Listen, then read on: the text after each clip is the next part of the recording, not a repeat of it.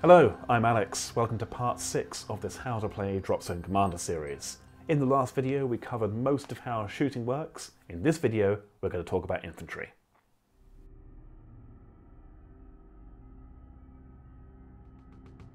So, Dropzone is almost always a game about objectives, with mission-critical data, enemy plans, important MacGuffins that all have to be found in buildings, extracted from them, and got home.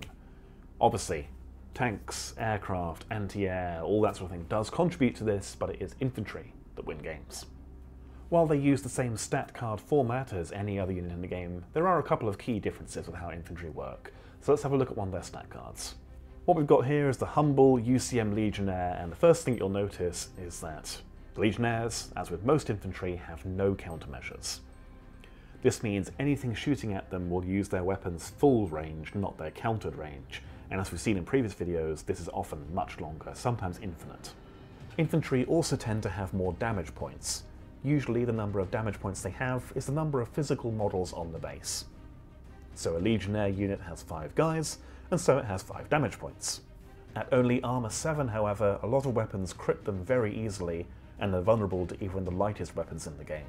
You'll also see next to their type, infantry, they have a number, in this case infantry 4+. This is the number that they pass fortitude tests on, which we'll get to in a bit. Moving on to their weapons, you'll see that they mostly work the same way as other weapons, so they have a move and fire value, they have an arc, they have a full range, a countered range, and so on.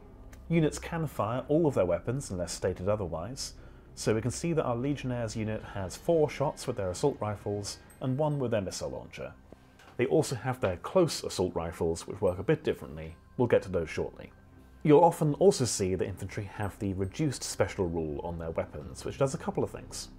Firstly, the number of shots the weapon has is reduced by the number after the reduced rule per point of damage taken. At full health, a Legionnaire's base has 4 riflemen and 1 missile launcher, but if they've taken 2 damage, they'll reduce the shots they get with their rifles by 2. Reduced also lets the unit combine their shots if they want. Before shooting, the player can choose to drop all bar 1 shot with a reduced weapon. That remaining shot increases the energy by 1 per shot dropped. So in this case, our Legionnaires could choose to make a single combined shot with their 4 energy 3 assault rifles, dropping 3 of those 4 shots to add 3 energy, and therefore make 1 energy 6 shot instead. Finally, when a squad makes a reduced shot, they can choose to target aircraft with this if they want. This has a countered and full range of only 6 inches. The target still gets all of their evasion, but sometimes a hail of bullets can knock out a light dropship or even an interceptor.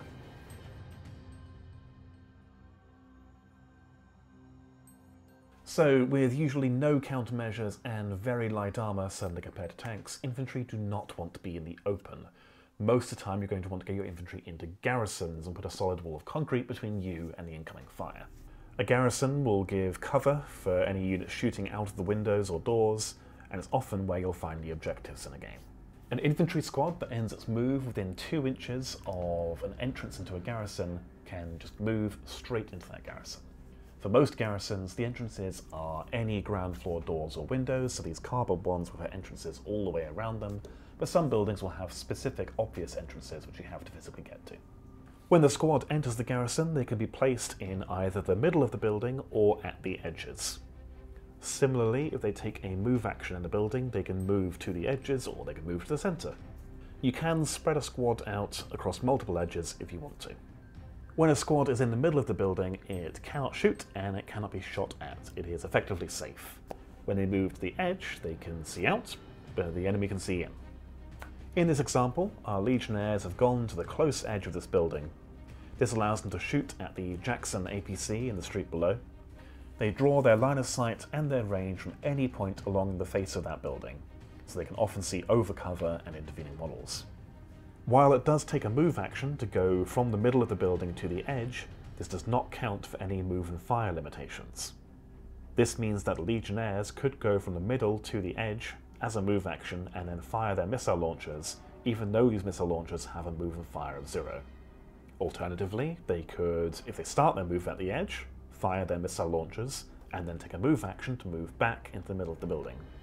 Of course, line of sight goes both ways. If any part of the building is within range and line of sight, then a unit can shoot at the infantry who are at that edge of the building. Being at the edge of a building does grant some protection, at least compared to being stood in the street. Units at the edge of a building get soft cover, which incurs a +2 accuracy penalty to anyone shooting at them, and they get body cover, which gives the enemy a -1 to their damage rolls. So let's go through an example. The Jackson in the street decides to fire at the Legionnaires at the edge of the building. As with regular shooting, the Jackson picks a single unit, one model, to shoot each weapon at. They choose to shoot at the Legionnaire unit on the left.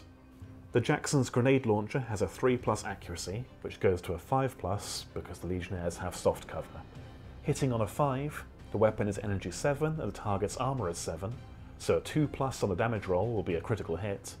However, as the Legionnaires also have body cover, there is a -1 to that damage roll, so rather than a 2+, they now need a 3+ to do damage and automatically a crit. The Jackson rolls a 4, which does a crit and therefore does 2 damage to the Legionnaire base. As you can see, entrenched infantry at the walls can be quite hard to kill, and infantry in the middle of the building cannot be shot at all. This is where flamethrowers come in.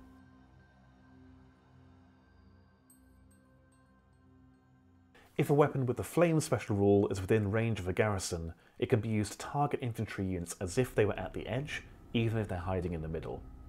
Flame also completely ignores soft and body cover, so it will incinerate infantry without difficulty.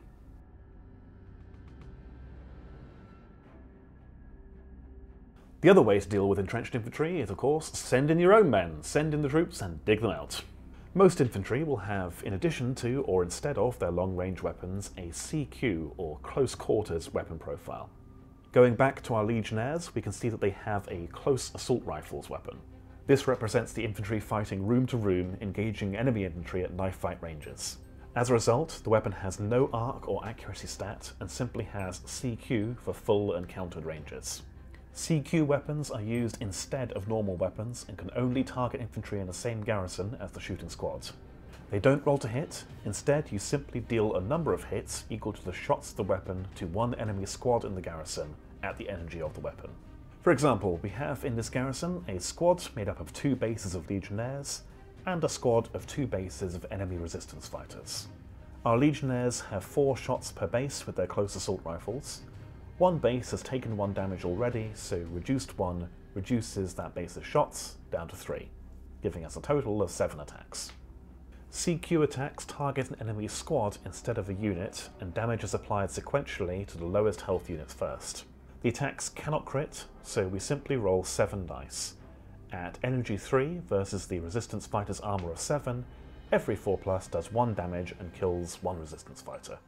After a battle group has finished activating, if an infantry squad has suffered damage from a CQ weapon and they are below half their starting strength and damage points, they take a fortitude test.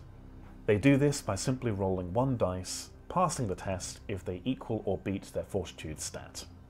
In our example, our Legionnaires have done surprisingly well and gunned down 6 resistance fighters, leaving 1 base at 4 health. As the squad has just taken damage from a close quarters weapon and they are below half their starting strength, they take a fortitude test, needing a 5+ to pass. If they pass, nothing happens, but if they fail, as they have here, the squad immediately leaves the garrison. They are set up by the controlling player within 2 inches of the garrison, embarking into a transport within range if they wish.